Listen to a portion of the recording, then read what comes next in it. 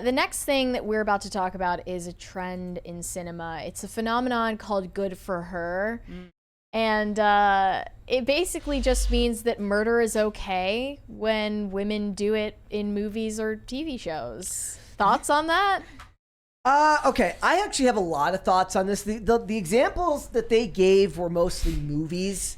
Well, they're all movies, but there are examples in shows too. Like someone brought up Swarm, which is on HBO Max, right? And it's about this girl who begins like serial killing people because she has a parasocial relationship with a pop star. Hate it when that happens. It's making fun of Beyonce stans, I'm pretty sure. The Swarm, the Beehive, got it.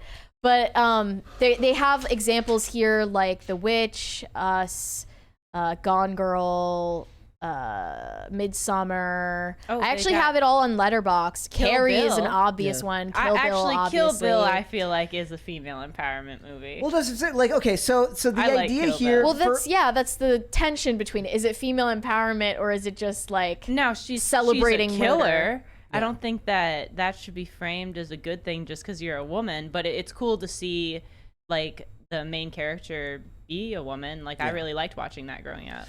It's a lot of the times it kind of becomes synonymous with the idea of the ends justifying the means, meaning that in a lot of cases, like in the television realm, it's to do with cases where women have been assaulted and no justice is given to them. So they go off on either sprees or they get back at their attacker or people in their circle because no justice was given to them. Now when it's done properly, Hollywood. Have you ever watched one of like CinemaSins has a thing that they would point out any one time that they would do a CinemaSins score for a movie where it's like all bad guys are R-wordists, right? Like it's the trope where it's like the bad guy suddenly starts it's the one thing that you can't do as a sympathetic villain. Yes. So the idea here is like, first of all, you always introduce that. And back in the day, Hollywood used to be very good at making sure that they make that character nice and evil before the character does something. That way, one of two things happens. What in these tropes, the bad guy who gets it deserved it.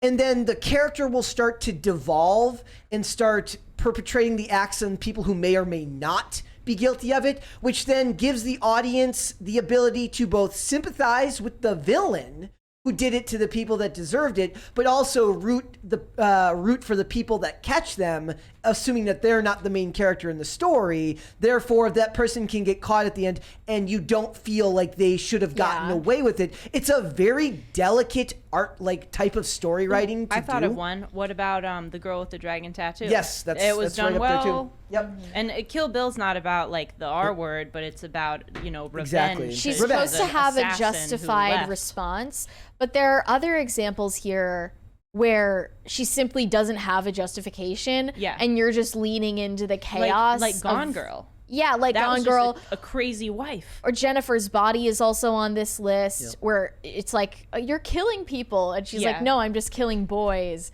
It's like on principle that she's female. Like, Brett, you're bringing up these examples that you have to, like, it's a delicate balance. You have to do it very expertly they used to when be it's very a man. It. But now we're seeing this trend where if it's a woman, you really don't need to do it that carefully or think about it that hard. Women are just, on Twitter at least, are idolizing female characters who just kill indiscriminately. Cocaine Bear is even on the list. Yes. Because I think she's an avenged mother. A good representative of that, because she was like almost made into the heroine, even though she was kind of the bad guy. Yep.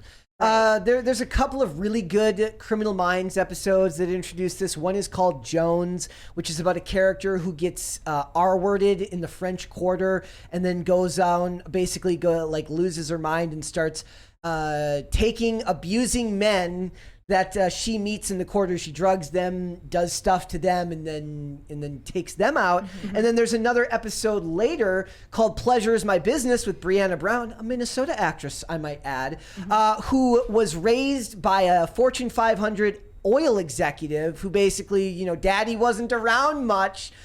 So because she's mad at her dad for not taking care of her, she ends up becoming a high-class escort just because her dad left her mom for an escort.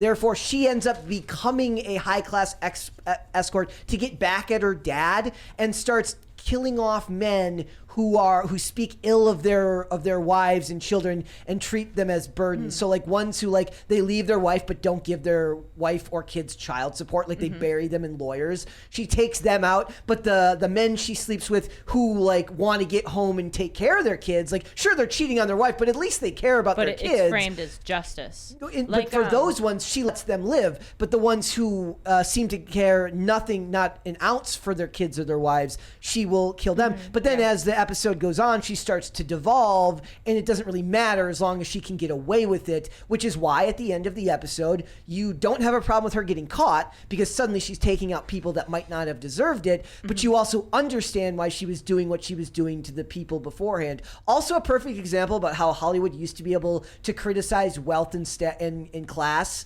without it being preachy. That episode is a fantastic example of that. Another movie that came to mind, which I think is based on a true story, and I actually like this movie, Monster. Yes. It's where she directed by Patty Jenkins. She starts killing men who hire her for can I say the word? For spicy stuff. Spicy stuff. We'll go with that. And she thinks that it's like justice and it's the right thing to do, and in the end I think she gets caught and in trouble for it, but she ends up hurting people who aren't guilty of anything too. Or the example that Tim likes to give about it doesn't always have to be about that side of it, but in Captain Marvel, where somebody basically says smile toots, and that's like, so she beats the crap out of him and steals his motorcycle and his jacket. It's just like a revenge power fantasy for women who watch that aren't powerful people. Yeah, when women in love their real lives, women that love female superhero movies have a weird type of. For men, it's a proper power fantasy. For women, it's a revenge fantasy. Yeah, seems like it. Yeah, I don't think that the women who are empowered by like Brie Larson's Captain Marvel are powerful people. No. They just, they like the empowerment narratives because they're such mousy, submissive people in their real lives and would like to LARP as something else. Speaking of Kill Bill, which I love, another good one is Death Proof. Yeah, that movie's awesome. Another one that I brought up was Faith in Buffy the Vampire Slayer. She's introduced where basically she comes out of a bar, and of course there's the guy. There's always the guy at the bar, right? He's like, "Hey, what's going on, toots?" And then they're always over the top and ridiculous. Yep. He said, "Monster is based on the real life story of a serial killer, Eileen Wuornos." Yep. Yes, thank you, Clef.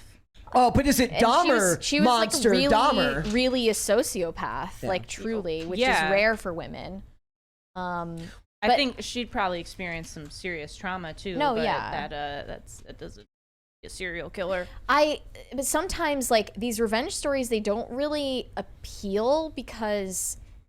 Like, I thought of this one on the Letterboxd list called A Promising Young Woman, played by Carey Mulligan. She's, like, this unassuming looking girl who, like, in med school, her friend was gang R-worded, and she then just begins going to bars, looking, like, in skimpy outfits, looking willing, pretends to be drunk. Yeah. Goes home with guys who are completely unrelated to that crime. And she's also not the victim of that crime. She's doing this on behalf of her friend who she is not even like friends with anymore. And she kills them. And it's like, it's not, I don't know, the good for her phenomenon is all about like doing away with the moral implications or the ambiguities and just unanimously celebrating violence by women. It's interesting. No matter the reasoning. Think of John Wick. He is allowed, apart from the fact that it's just an action movie, it's not like his wife was killed by the bad guys. His wife dies of cancer. It's that they killed his dog. And to humans, the killing of a dog is almost just as bad. to a lot of people. I hope that's not the case for most people. I bet you. I know bet you that it is. people think that they care about their pets more than humans, but when it comes down to it, you save a human life. I was pretty mad they killed the dog. In the movie, it's also because the dog was a gift. So innocent. The dog was a gift from his dead wife, so that adds to it. But I'm saying you excuse a lot of extremely long distance headshots in that movie because look, the guy's grieving. Well, they also, as they ended John Wick 4, kind of set up what seemed to be a spin-off for this girl. Well, you said her name is Akira. Yeah, I think it's her name. But I only know her as Rina Sawayama. Yeah, the actress. That she has this revenge story on the horizon for her father. Yep. That seems like a far better justification than a pet. Or even think about what they did with Black Widow, and they made a joke out of it in Marvel with the Red Room, where they control these women's minds and they have no bodily autonomy, and that's actually a tragic story that they end up kind of playing, not for laughs, but it's downplayed the seriousness of that. In the show Dark Angel, she escapes a childhood. She's like a super soldier who's basically been abducted by this group, and then goes about getting revenge on that group because of what they did to her as a child, right? So that's a little bit different. That's kind of going off into the realms of just traditional revenge. But there are other non-violent stories that are really popular too, like Fraudsters. Anna Sorokin had Inventing Anna. And then there's also Elizabeth Holmes of Theranos in what was that one called? The Dropout. Yeah.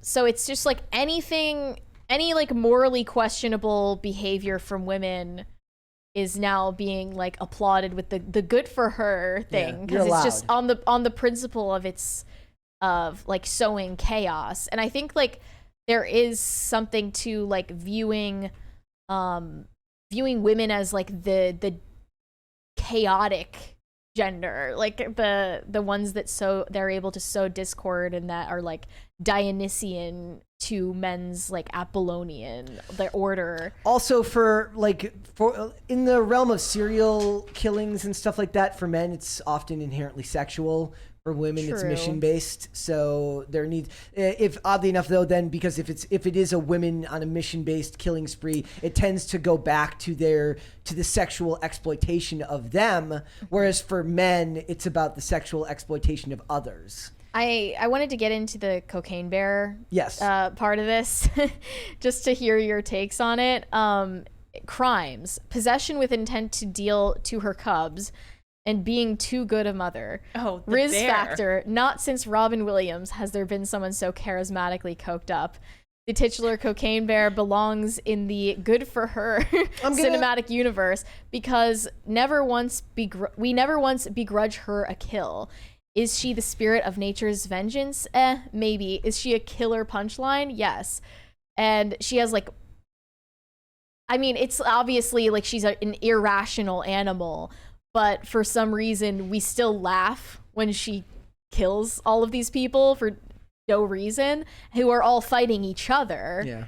But that's why it's why it benefits Hollywood so much these days to make characters just inherently unlikable. That way you can just get rid of them and nobody really cares. Well, the only people you were supposed to root for were the children. I don't even know if I buy that. I think you're kind of supposed to root for the two bad guys who are not Ray Liotta. Really? They're kind of less awful than Ray Liotta's character, and they're finally you know what? Let's just go. Maybe we don't need the rest of the coke. Let's just go. Well, they lived, but the kids and the mom are really who you're supposed to be rooting for, and the rest of the time, the gore is just funny. And the bear. Mm-hmm. Or we're just weirdos that found it funny. Yeah, me and you were laughing at Blood and Honey. Nobody else is laughing. Yeah, I guess that's our problem. But even think about that. That's a trope in that used to be a trope in Hollywood, where basically if you're in a horror movie and you're a woman or a guy, if you have sex, you're gonna die. Like, that's what's going to happen to you, because that was Hollywood's moralism, saying, like, don't have premarital sex as a teenager, or an axe man or a guy with a machete or a guy with a hook for a hand is going to come and kill you. That teen pregnancy narratives were a big deal up until, like, even in the 2000s. Yep.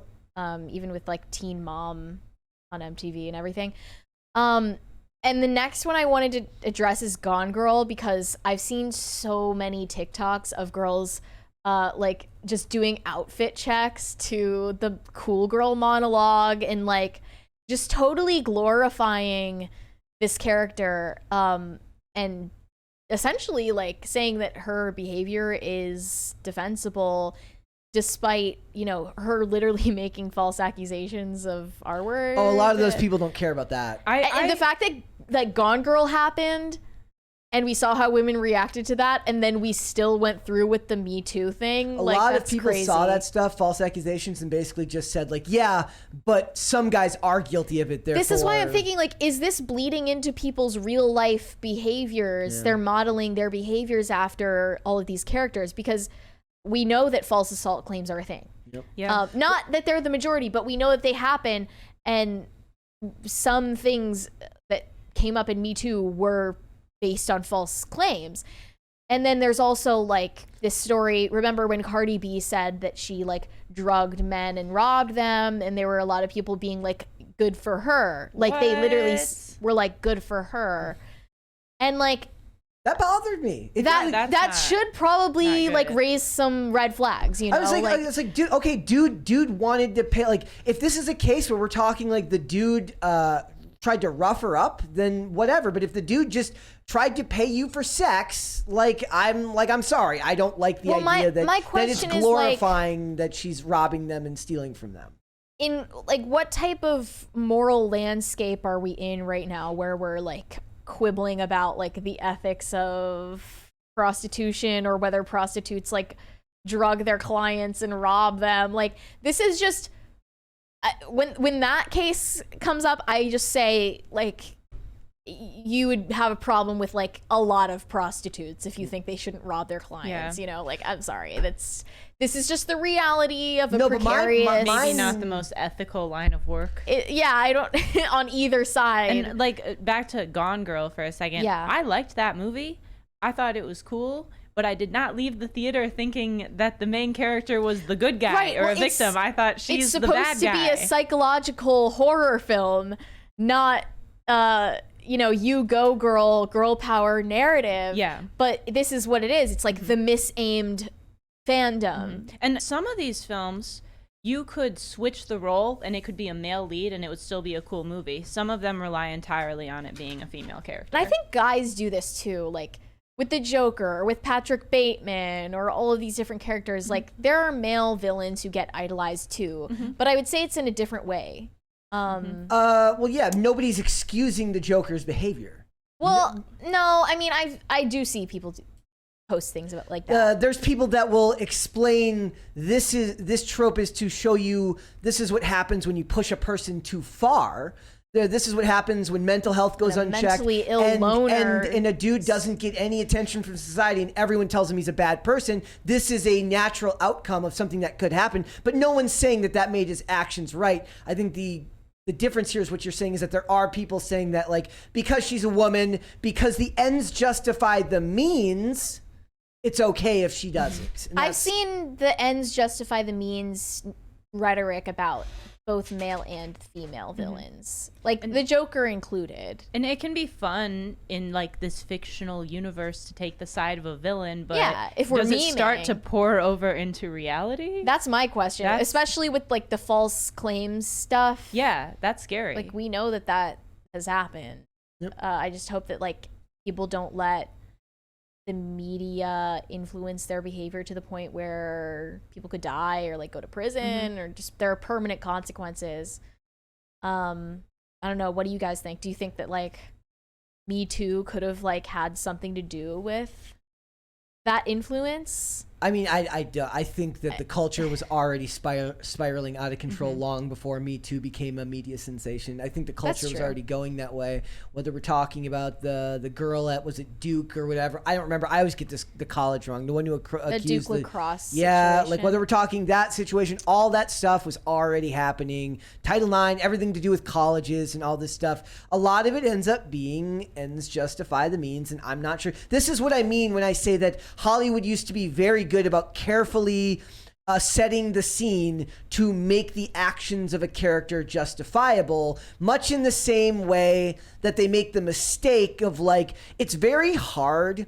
Like, if you're showing a scene with a cop and a bad guy, to show, like, what a cop is actually supposed to do, meaning it's like you can't always risk it. Like, a lot of times the bad guy shoots first, right? Cop can't always risk the bad guy shooting first if you're in a standoff or something like that, right? So a lot of times they have to go out of their way to very carefully set a scene to justify it to an average audience. And I think that the average public, the public doesn't really worry about that anymore in a lot of contexts. I don't know if that's because of we're a less moral society, or if it's just that amplification of bad values is just inevitable, whatever. Like, I don't know. I don't know. All right. So, well, let's go to Super Chats. Or no, wasn't there a video you wanted to watch? Yeah, there was like a fan cam that some girl on TikTok made of all of these villains. I thought I'd show, because people watch this stuff, I'm telling you, and they identify with it. And a lot of young people. And children. Oh, we're totally gonna get copyrighted on the music for this. Oh, are we? Can we mute it? Yeah, I just did. There we go. Like, I swear people on TikTok watch these videos and they're like, she's literally me. She's me. She's literally me. And then the men look at Patrick Bateman and they're like, I'm literally him. I don't think so. I don't think that. I don't think the guys look at those characters and see that. I think the guys say, look at that interesting character. I don't think the guys sit there and think. I know, firstly, okay, it's not just villains too. Like, people do this with characters they like all the time. I know this guy who basically acted like Maverick from Top Gun before the sequel came out. And like wore the bomber jacket, literally went, became a pilot because of this movie. And acted like him. That's in your real life. You're going and doing something. Yeah, sure. But I'm just saying, like, it's not out of the question that people model their lives after fictional characters. I think it's sometimes a particular type of person. Yeah. Who sees a character and thinks, I want to be them. Yeah. With the increasing amount of female villains that are, like, girl bossified, you gotta worry. Like, I would say more men to avoid the crazies. More men are seeing themselves as the Chad meme of the guy with the great chin, with the great jawline, with the Sigma male. Yeah, like I think you'd see more men like imagining that than they are as because they can maybe because you can add your own image on top there, and it's not tied to specific You relate to traits, a meme more than to a person character, I guess. Thanks for watching. Listen to full episodes of Pop Culture Crisis on Spotify. Keep up with us on social media and make sure you subscribe and ring that bell so you never miss the show. Bye, guys.